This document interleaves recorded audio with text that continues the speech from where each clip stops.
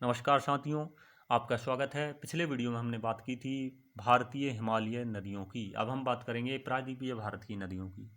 हमने वहाँ बात की थी कि कैसे उन नदियों में वर्ष भर पानी रहता है हिमानियों की वजह से और वर्षा ऋतु की वजह से। लेकिन यहाँ पर इसके उलट केवल वर्षा ऋतु में ही यहाँ पानी इनमें होता है। बाकी अन्य मौसम की बात करें तो ये इनमें जल वितरण होकर बहने लगता है, अलग अलग होकर बहने लगता है, अर्थात कुछ धाराओं में सिमट कर रह जाता है। अब हम बात करें कि हिमालय की नदियों की तुलना में प्रायद्वीपीय नदियों की लंबाई भी कम होती है और छिछली होती हैं। तो ये वाली लंबाइयों की जो नदियाँ थीं, ब्रह्मपुत्र, सिंधु, गंगा, इनकी लंबाई बहुत अधिक थी। ये वाली नदियों की लंबाई थोड़ी कम होती है इनकी अपेक्षा। फिर भी कुछ केंद्रीय उच्च भूमि से निकलती हैं, इनमें से कुछ उच्च भूमि से निकलती हैं नदियाँ। अब हम बात करें कि ये डेल्टा बनाती हैं, ये वाली जो नदियां हैं इनमें से कुछ डेल्टा बनाती हैं। यहाँ हम बात करेंगे पश्चिम की तरफ जैसे बहती हैं, जैसे कि हो गया आपका महानदी, गोदावरी, कृष्णा और कावेरी, और पूर्व की तरफ बहते हुए बंगाल की खाड़ी में गिरती हैं। यहाँ पश्चिम से बहती हैं और पूर्व की तरफ बंगाल की खाड़ी में गिर जाती हैं और डेल्टा बनाती हैं। प्रायद्वीपीय नदियों की अपवाह द्रोणियाँ आकार में अपेक्षाकृत छोटी हैं। इनकी द्रोणियाँ उतनी बड़ी नहीं हैं जितनी की जो हिमालय से आने वाली नदी थी उनकी हैं। नर्मदा एवं ताप्ती दो ही यहाँ बड़ी नदियाँ हैं जो पश्चिम की ओर भ्रंश घाटी में बहती हैं। यहाँ जो नदियाँ हैं नर्मदा और ताप्ती, आपका ये वाला क्षेत्र में, ये भ्रंश घाटी का तो यहाँ पर निर्माण कर दिए हैं, हम जानेंगे और इसके बारे में। तो अब यहाँ पर बात करें हम पहली नदी तो नदी की, तो हम यहाँ पर बात करेंगे सबसे पहले नर्मदा की। तो नर्मदा नदी या मध्य प्रदेश के अमरकंटक पहाड़ी से निकलकर गहरी भ्रंश घाटी में लगभग 1312 किलोमीटर की नदी है। खम्बात की खाड़ी में यह गिरती है। खम्बात की खाड़ी की बात करें तो यहाँ पर आपकी जो पाई जाती है वो खम्बात की खाड़ी, ये वाला भाग, यहाँ से आपका जो नर्मदा नदी है यहाँ से निकलती है, यहाँ से होते हुए ये खम्बात की खाड़ी में बहती है। ये वाला आपको क्षेत्र दृष्टिगत हो रहा होगा। इसका प्रवाह क्षेत्र मध्य प्रदेश और तथा गुजरात में है। आप यहाँ देख सकते हैं मध्य प्रदेश, गुजरात और कुछ भाग ऐसे बोले महाराष्ट्र वाला भी, तो यहाँ से ये नदियाँ बहती हैं। तो यहाँ से ये खम्बात की खाड़ी में गिरती हैं, इसके बारे में हम जान चुके थे। एक और बात करें कि यहाँ पर ये एक जलप्रपात बनाती हैं। जलप्रपात वह क्षेत्र होता है जहाँ जो पानी है वह ऊंचे वाले क्षेत्र से गिरता है और नीचे वाले जो क्षेत्र में है गिरता है, जिसके कारण एक स्थल जो बहुत दर्शनीय होता है, वो जैसे हम धुआंधार कहते हैं, उसका यहाँ निर्माण करती हैं, जो कि आपका जबलपुर में है। इसकी सहायक नदियाँ बहुत छोटी हैं। किसकी हम बात कर रहे हैं यहाँ पर? नर्मदा की। नर्मदा के लिए एक कार्यक्रम भी चलाया गया है मध्य प्रदेश सरकार द्वारा, नमामि देवी नर्मदे। नमामि देवी नर्मदे, नर्मदा संरक्षण के लिए प्रयास है इसमें।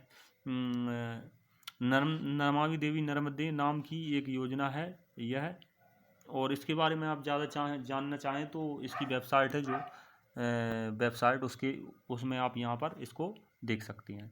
अब हम बात करें ताप्ती नदी की, तो ताप्ती नदी की यहाँ पर बात करेंगे कि मध्य प्रदेश में सतपुड़ा पर्वत श्रृंखलाओं में बैतूल जिले के मुल्ताई नामक स्थान से, कहाँ से बात करें साथियों? मध्य प्रदेश में सतपुड़ा पर्वत श्रृंखलाओं में जो नर्मदा नदी थी वो अमरकंटक से निकलती थी। अब यहाँ पर हम बात कर रहे हैं दूसरी नदी आपकी ताप्ती नदी, तो ये यहाँ से इसका उद्गम होता है। इसकी लंबाई 724 किलोमीटर है। मध्य प्रदेश, महाराष्ट्र और गुजरात में यह बहती हुई खम्बात की खाड़ी में गिरती है। कहाँ गिरती है? ये भी वही उसी स्थान पर गिरती है जहाँ पर आपकी नर्मदा नदी गिरती है। यदि आपको सोनाहा हो रहा हो, दिख नहीं रहा हो, तो इस वाले क्षेत्र में ये दोनों नदियाँ आपकी गिरती हैं। अरब सागर तथा पश्चिमी घाटी के बीच का तटीय मैदान बहुत अधिक संकीर्ण है। जो अरब सागर है और जो जो जो मैदान है इसका बहुत सकरा है। यहाँ वाला जो क्षेत्र है, यहाँ वाला जो क्षेत्र है, ये जो क्षेत्र बच जाता है इन पहाड़ियों के बाद, वो बहुत सकरा क्षेत्र है।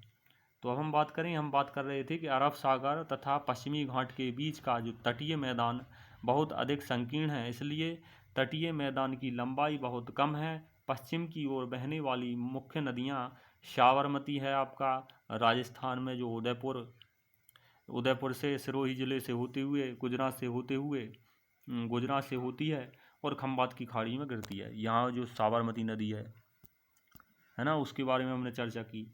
फिर अगर दूसरी नदी की हम यहाँ पर बात करें तो आपकी दूसरी नदी यहाँ पर है माही नदी। तो मध्य प्रदेश के धार जिले के समीप मिंडा ग्राम से निकलती है, विंध्याचल पर्वत श्रेणी से होते हुए यह दक्षिण मध्य प्रदेश के धार, झाबुआ और रतलाम जिलों तथा गुजरात, राजस्थान के से खंबात की खाड़ी में यह गिरती है। यह माई के अन्य अगर उपनाम की बात करें तो ये बांगड़ व कंठाल की गंगा के नाम से जानी जाती है। हम दूसरा बात करें कि दक्षिण राजस्थान की सवर्ण रेखा भी माही नदी को इस नाम से भी जाना जाता है। भरत पूजा, अब भरत पूजा की बात करें तो आपकी यह नीला नदी तमिलनाडु और केरल है ना, और तथा पेरियार केरल की सबसे लंबी नदी जो है। भरत पूजा कौन सी नदी हुई आपकी, जिसे नीला नदी भी कहते हैं आप, तमिलनाडु और केरल से यहाँ निकलती है। तमिलनाडु और केरल वाला क्षेत्र आपका ये वाला क्षेत्र हो गया, ये वाला क्षेत्र आपका तमिलनाडु और केरल वाला क्षेत्र हो गया। यहाँ से ये नदी निकलती है, आपको इसमें शो नहीं हो रही होगी। और तथा पेरियार की बात करें तो पेरियार केरल की सबसे लंबी नदी है और इडुक्की बांध इस इडुक्की परियोजना यहाँ पर चल रही है। इडुक्की बांध का यहाँ पर निर्माण हुआ है। तो हमने यहाँ पर इसकी बात की। यदि आपको समझ में नहीं आ रहा हो तो बताइए, मैं एक वीडियो उनका अलग अलग करके बनाएंगे, जिससे गंगा नदी अलग से समझ सकें, नर्मदा नदी अलग से। मैं बहुत संक्षिप्त में यहाँ समझाने का प्रयास कर रहा हूँ, क्योंकि 9th में आपका इतना ही यहाँ पर है। फिर हम आगे बात करें गोदावरी नदी की, तो महाराष्ट्र के नासिक जिले में पश्चिमी घाट की ढालों से निकलकर, कहाँ से, गोदावरी नदी की बात करें तो महाराष्ट्र के नासिक से, यहाँ महाराष्ट्र के नासिक से होते हुए पश्चिमी घाटी की ढालों से निकलकर 1500 किलोमीटर बहती हुई बंगाल की खाड़ी में गिरती है। यहाँ पर ये बंगाल की खाड़ी में गिरती है। बंगाल की खाड़ी में गिरती है। प्रायद्वीपीय नदियों में इसका अपवाह तंत्र सबसे बड़ा है। प्रायद्वीपीय नदियों में ये, चूँकि आपने देखी थी नर्मदा जो 1300 लगभग 1310 1350 के करीब थी, इसकी द्रोणी महाराष्ट्र जो नदी द्रोणी का 50% भाग रखता है, मध्य प्रदेश, उड़ीसा तथा आंध्र प्रदेश में स्थित है। द्रोणी की और अपवाह की हम बात करें तो गोदावरी में अनेक सहायक नदियाँ गिरती हैं, जैसे कि आप उनका नाम जाने, पूर्णा, वर्धा, प्राणहिता, मांजरा, बैनगंगा और पैनगंगा। अंतिम तीनों सहायक नदियाँ बहुत बड़ी हैं। बड़े आकार और विस्तार के कारण इसे दक्षिण गंगा के नाम से भी आप जानते हैं। तो यहाँ आप देख सकते हैं पेनगंगा यहाँ पर मिली है आपकी, है ना। तो यहाँ से बहुत सारी नदी, प्राणहिता, मराठा वगैरह जो आपकी नदियाँ हैं वो यहाँ पर इसमें मिलती हैं गोदावरी नदी में। ये जो वो भाग था आपका, यहाँ पर ये गिरती है। मैंने यहाँ ये महानदी का क्षेत्र आपको शो करवा दिया, तो यहाँ पर ये नहीं गिरती, आप यहाँ पुनः देख लें। अब महानदी की यहाँ पर बात करें तो इसका उद्गम स्थल छत्तीसगढ़ है। कहाँ है, तो छत्तीसगढ़ वाला भाग है, वहाँ से आपकी जो महानदी उदित होती है, निकलती है, उसका ये जो है स्रोत है। उच्च भूमि में सिहावा नामक स्थान से होता है उद्गम, इसका सिहावा नामक जो स्थान है उससे हुआ है। लंबाई इसकी 860 किलोमीटर है। उड़ीसा से बहते हुए बंगाल की खाड़ी में मिल जाती है। कहाँ से होते हुए, उड़ीसा वाले क्षेत्र से होते हुए बंगाल की खाड़ी में आपका गिर जाती है। इसका अपवाह क्षेत्र महाराष्ट्र का कुछ भाग, छत्तीसगढ़, झारखंड और उड़ीसा में है। इस नदी पर हीराकुंड बांध बनाया गया है आपका, इसी नदी पर हीराकुंड बांध आपका है यहाँ पर। अब हम बात करेंगे अगली नदी जो आपकी है कृष्णा नदी। तो इस नदी का उद्गम महाराष्ट्र के महाबलेश्वर के निकट हुआ है। महाबलेश्वर, तो जो महाराष्ट्र है आपका, इसका यहाँ से उद्गम हुआ है। जो कृष्णा नदी की हम बात कर रहे हैं तो यहाँ से आप देख सकते हैं। तो कर्नाटक तथा आंध्र प्रदेश में बहती है। लगभग 1400 किलोमीटर लंबाई इसकी है। कोयना, पंचगंगा, मालप्रभा, घाटप्रभा, भीमा और मूसी और तुंगभद्रा इसकी सहायक नदियां हैं। इस पर अलमाटी और नागार्जुन सागर बांध निर्मित किए गए हैं। तो अलमाटी और नागार्जुन ये आप याद रखना, क्योंकि ये महत्वपूर्ण जो बांध है वो है यहाँ पर।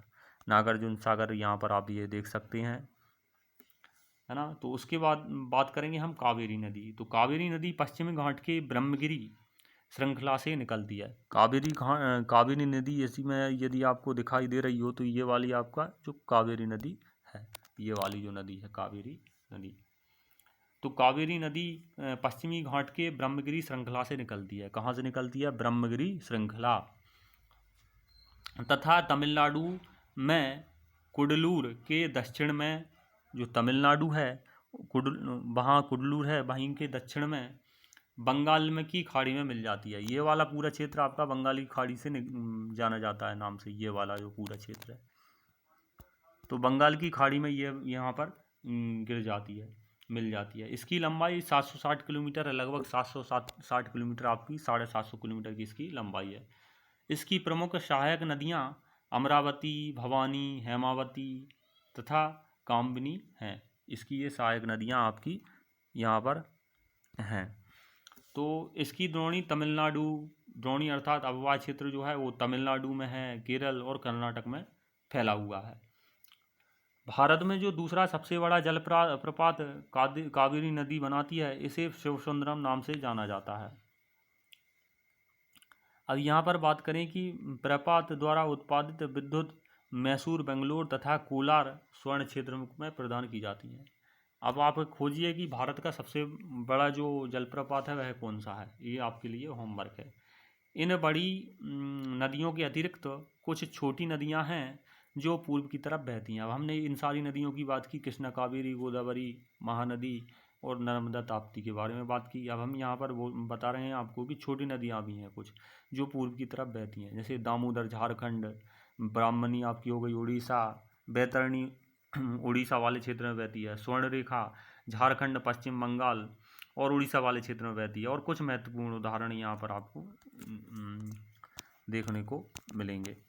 तो यहाँ पर बहुत सारी नदियाँ हैं। प्रायद्वीपीय भारत की नदियाँ इस चित्र में भी आपको देख सकते हैं। जहाँ आपको जो नदी शो नहीं हो रही हो तो यहाँ पर आप देख सकते हैं। तुंगभद्रा है आपकी, यहाँ पर ये कावेरी नदी है। तो यहाँ पर ये नदियाँ आप देख सकते हैं यदि उस चित्र में आपको शो नहीं हो रही हैं। तो हम अन्य बात यहाँ पर करें तो उत्तर के भारत की नदियाँ और दक्षिण की भारत की नदियों में क्या अंतर है, हम इसको यहाँ पर जानने का प्रयास इसके साथ ही करेंगे। तो सबसे पहले हम बात करें, जो कि हम उत्तर भारत की नदियाँ और दक्षिण भारत की नदियाँ, दोनों की नदियों के बारे में आपको यहाँ पर बता चुके हैं। अब हम उसके विषय में, उसके उन दोनों के बारे में अंतर जानें तो क्या अंतर है।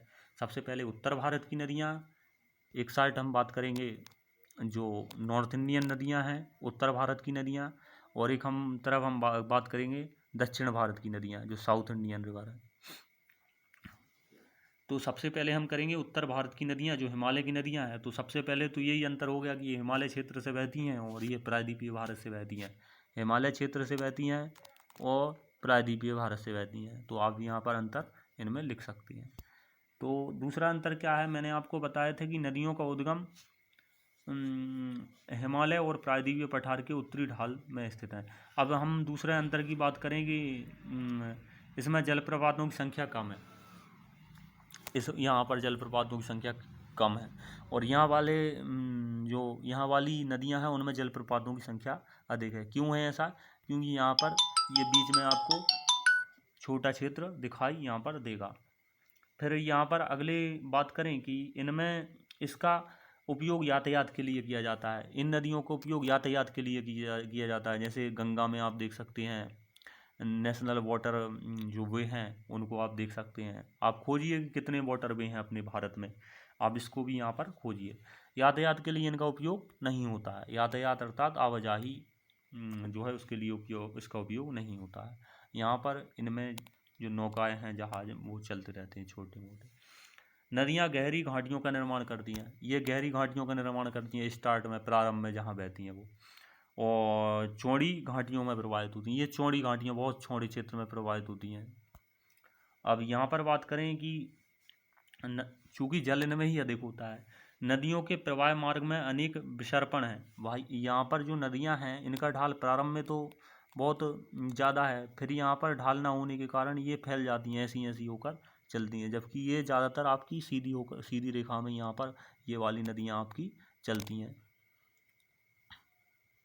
तो हम यहाँ पर और दूसरे अंतरों की बात करें, हम यहाँ पर एक पेज लें, उसमें यहाँ पर अंतरों की बात करें जो हम अंतर की बात कर रहे थे। तो जो हम और अंतर अगर बात करें कि जल की प्राप्ति हिम और वर्षा से होती है, तो ये बारहमासी नदियाँ ये लिख सकती हैं, जबकि ये बारहमासी नदियाँ नहीं हैं। इनका जल वितरित होकर बहने लगता है, यहाँ वहाँ बहता है। आप ये भी लिख सकते हैं कि इसमें इसको जल हिम और वर्षा से प्राप्त होता है, जबकि ये सिर्फ वर्षा के आधार पर भी बहती हैं, अर्थात वर्षा के मौसम में ही बहती हैं। तो आपने यहाँ अंतरों को समझा। आपका बहुत बहुत धन्यवाद। यदि समझ में